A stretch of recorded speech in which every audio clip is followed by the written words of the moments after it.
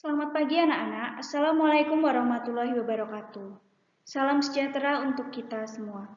Bagaimana kabar kalian pada hari ini?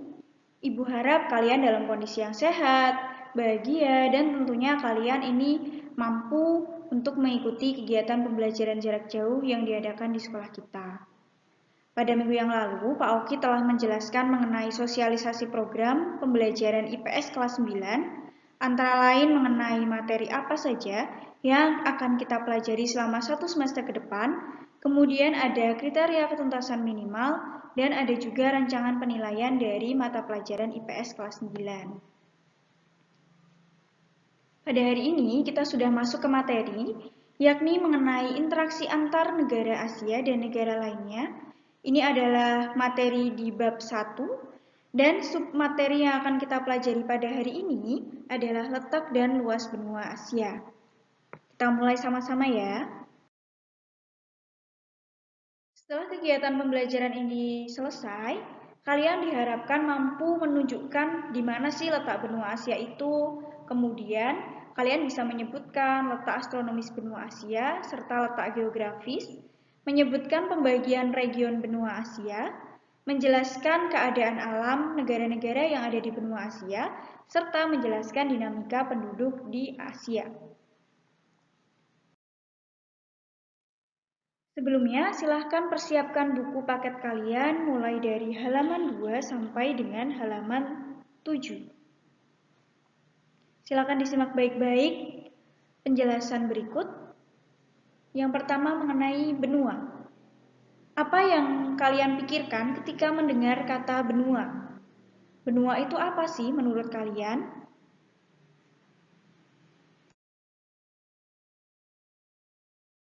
Benua itu merupakan daratan yang luas yang berada di permukaan bumi.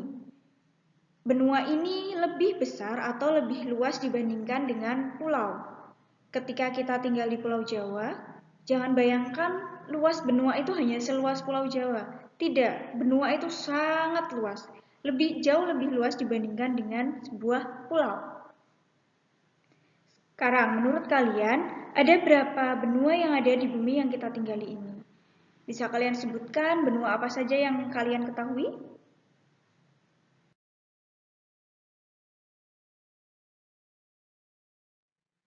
Benua di bumi kita ini sebenarnya bisa dibagi menjadi 7. Yang pertama ada benua Asia, kemudian benua Eropa, Afrika, Amerika Utara dan Amerika Selatan, Australia, dan yang terakhir adalah Antartika. Namun yang akan kita pelajari pada kelas 9 ini hanya ada 5 benua, yakni benua Asia, benua Eropa, benua Afrika, benua Amerika menjadi satu, dan benua Australia. Khusus untuk pagi hari ini, kita akan belajar mengenai benua Asia. Ini adalah peta dari benua Asia, bisa kalian cermati.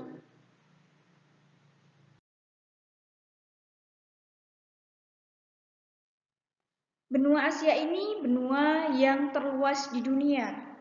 Jadi di antara 5 benua yang akan kita pelajari ini, benua Asia adalah benua yang paling luas. Luasnya sekitar 44 juta kilometer persegi atau sekitar seperempat luas keseluruhan daratan yang ada di muka bumi ini. Jadi ketika kalian nanti ditanya benua apakah yang paling luas di dunia ini, yakni adalah benua Asia. Tolong diingat-ingat ya. Selanjutnya adalah letak astronomis. Di tujuan pembelajaran tadi dituliskan juga bahwa kalian harus mampu menyebutkan letak astronomis dari benua Asia. Letak astronomis benua Asia adalah 26 derajat bujur timur sampai 170 derajat bujur timur dan 11 derajat lintang selatan sampai 80 derajat lintang utara. Bisa diingat-ingat atau bisa kalian catat di buku catatan kalian. Kemudian pembagian benua Asia. Sama seperti letak astronomis benua Asia tadi, pembagian benua Asia ini juga ada di tujuan pembelajaran sehingga kalian perlu memahami pembagian benua Asia ini. Benua Asia itu dibagi menjadi 6 bagian. Bagian-bagian apa sajakah itu? Mari kita lihat. Yang pertama adalah Asia Barat. Ini letaknya di benua Asia sebelah barat. Negara-negara yang ada di Asia Barat antara lain Saudi Arabia, Irak, Iran, Yaman, dan lain sebagainya. Kalian bisa melihat di buku referensi kalian atau kalian bisa melihat di atlas atau peta yang kalian miliki. Kemudian ada Asia Selatan. Asia Selatan ini adalah negara-negara yang terletak di daerah India, Nepal, Pakistan, dan kemudian ada juga Bangladesh. Yang ketiga ada Asia Tenggara. Asia Tenggara ini terletak di benua Asia bagian tenggara.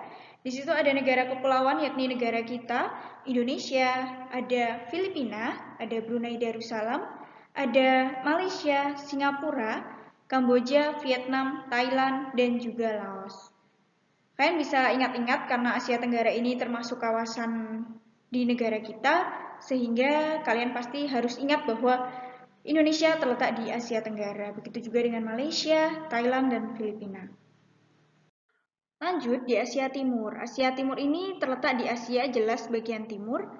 Negara-negara di Asia Timur ini adalah negara-negara rumpun Cina, Jepang, Taiwan, Hong Kong, dan Mongolia. Jadi diingat-ingat ya, Asia Timur itu adalah negara-negara rumpun Cina. Kemudian ada negara Asia Tengah. Negara-negara di Asia Tengah antara lain Kazakhstan, Kirgistan, Uzbekistan, Tajikistan, Turkmenistan juga. Bisa diingat-ingat negara-negara Asia Tengah termasuk apa saja? Kemudian adalah bagian yang terakhir yakni Asia bagian utara.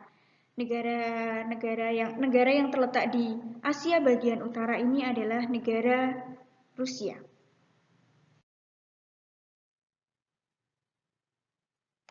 Selanjutnya adalah letak geografis benua Asia atau bisa kita pelajari di batas-batas benua Asia. Yang pertama adalah batas sebelah utara.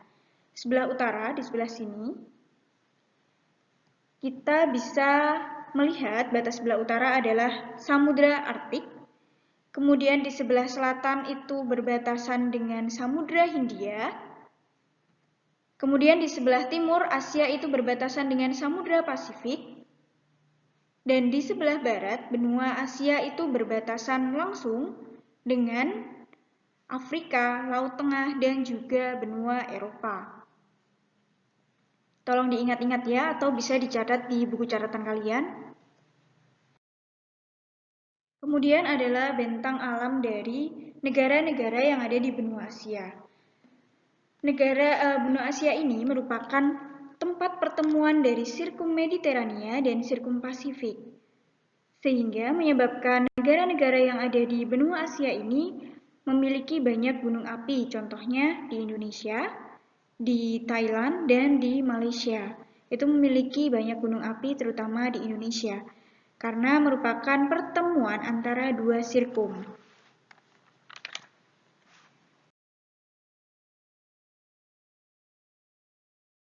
Alam selanjutnya adalah pegunungan.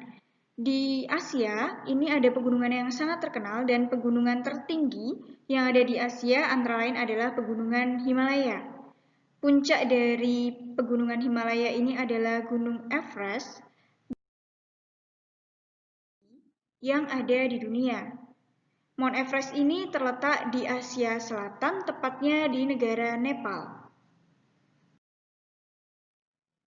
Kemudian terdapat juga banyak dataran tinggi di kawasan Asia, karena tadi Asia itu kan merupakan pertemuan antara dua sirkum, yaitu sirkum Mediterania dan sirkum Pasifik, sehingga otomatis banyak lipatan-lipatan yang menjadi dataran tinggi.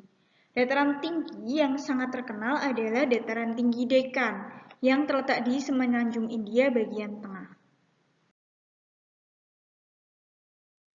Kemudian ada flora dan fauna yang ada di Asia.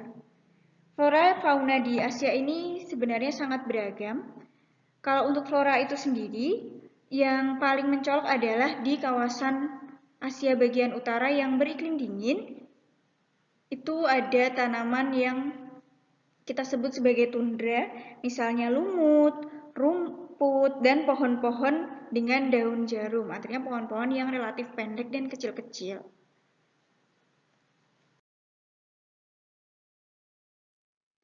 Kemudian untuk flora dan fauna itu sendiri, yang paling mencolok adalah hewan khas kawasan utara, yakni kawasan yang memang beriklim dingin, antara lain ada yang pertama adalah anjing laut, kemudian ada beruang Siberia, dan ada rusa kutub.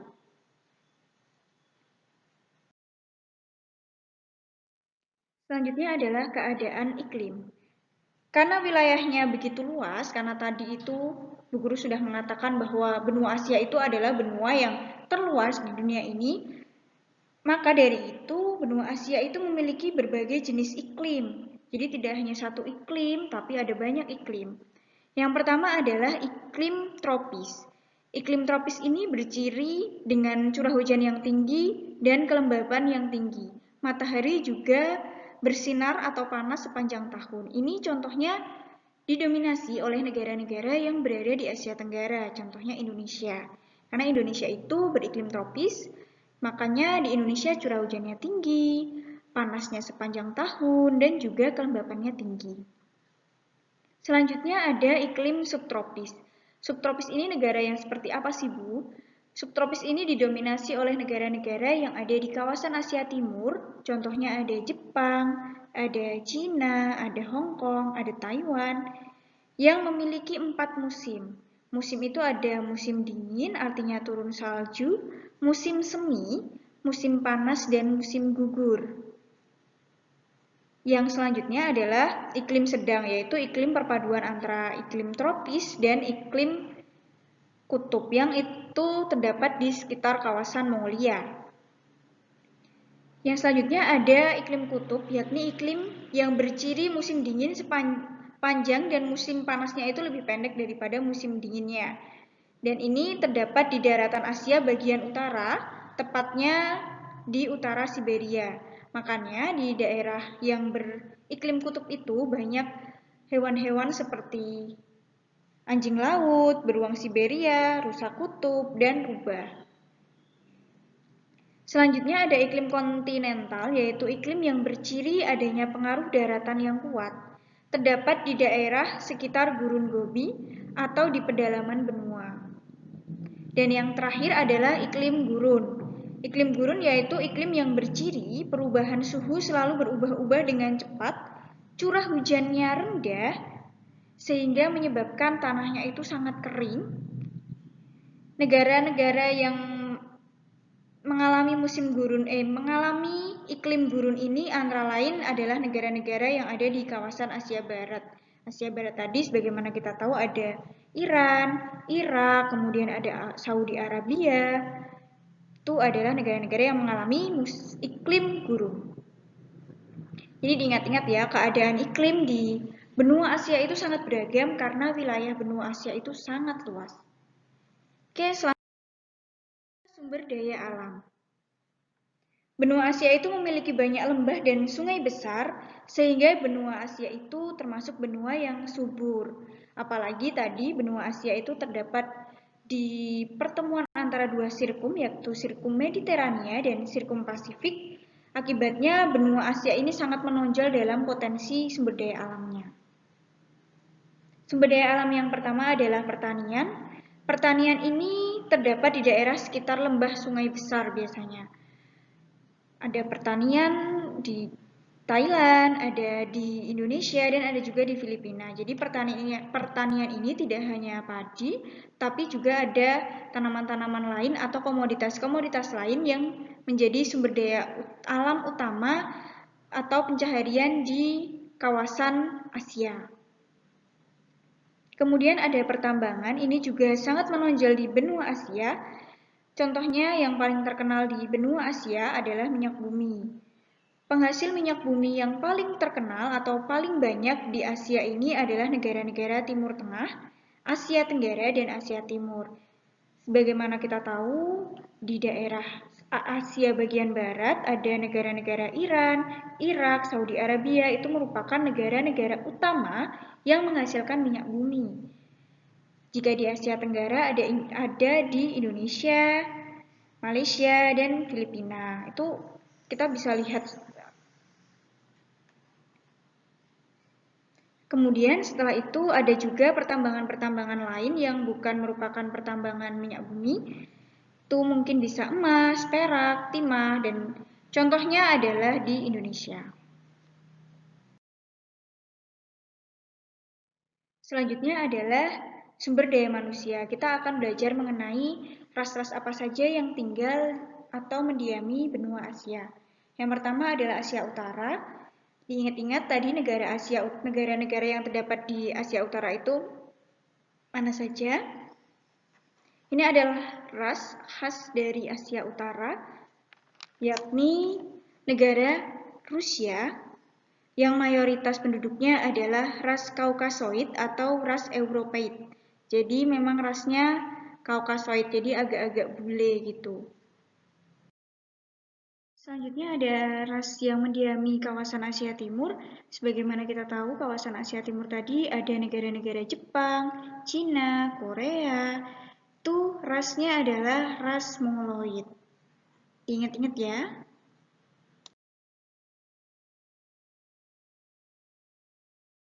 Selanjutnya ada ras yang mendiami kawasan Asia Selatan. Asia Selatan ini negara-negaranya seperti India, Nepal, Bangladesh, Sri Lanka. Itu ras yang mendiami kawasan Asia Selatan adalah ras Kaukasoid. Di Asia Selatan itu terdapat dua suku, yakni suku Arya dan suku Dravida. Kalau suku Arya itu rasnya lebih ke Kaukasoid, sedangkan suku Dravida itu adalah suku yang rasnya atau memiliki kulit yang sedikit lebih gelap. Bisa dipahami ya. Selanjutnya ada ras Asia Tengah. Asia Tengah tadi adalah negara-negara seperti Kazakhstan, Kirgistan, Tajikistan. Itu adalah negara-negara di Asia Tengah. Ini disebut juga dengan ras Kaukasoid juga, masih mirip dengan Kaukasoid. Selanjutnya ada ras yang mendiami wilayah Asia Barat. Asia Barat ini sebagaimana kita tahu negara-negaranya adalah negara-negara di Semenanjung Arab. Contohnya ada Arab Saudi, ada Iran, ada Irak, itu. Dan mayoritas penduduknya itu masih ras Kaukasoid meskipun memiliki ciri khas tertentu seperti Middle East atau Timur Tengah. Dan yang terakhir ada negara di Asia Tenggara. Negara Asia Tenggara ini mayoritas penduduknya juga memiliki ras Mongoloid, mirip dengan yang ada di Asia bagian timur, yakni negara Jepang, Korea. Itu lebih mirip, tapi di Asia Tenggara ini juga ada salah satu wilayah yang penduduknya adalah ras yang Negroid, yakni di daerah Papua. Itu tadi adalah ras-ras yang menempati kawasan benua Asia, jadi ada banyak ras, ada Kaukasoid, ada Mongoloid, ada Negroid juga.